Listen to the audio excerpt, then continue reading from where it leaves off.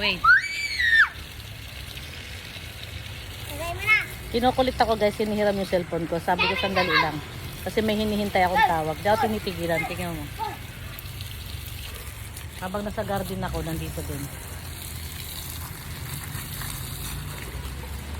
Ayun guys, nalanta na talaga. Oh. Wala nang buhay. Sako ka maingay. Ano na to guys eh. Survival of the fittest na lang to eh.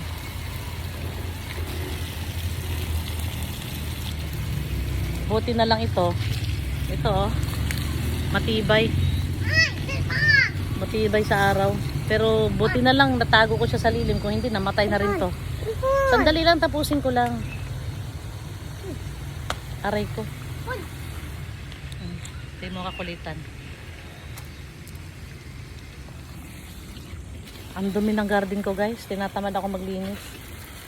Pag sinipag ako. Kasi kailangan pag nilinis ko to guys umaga. Hindi katulad sa noon na hapon. Diba? Try ko parang nilanggam. Ngayon kailangan 5 o'clock ko to linisin. Kasi pag hapon grabe. Sobrang init. Hindi kakayanin. Sobrang init. Yan. Yan guys. So di ako tinitigilan eh.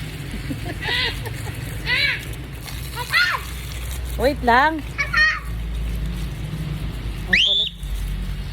Pag may tumawag, ibigay mo sa akin ha. Ibigay mo sa akin pag may tumawag. Ibigay mo sa akin pag may tumawag.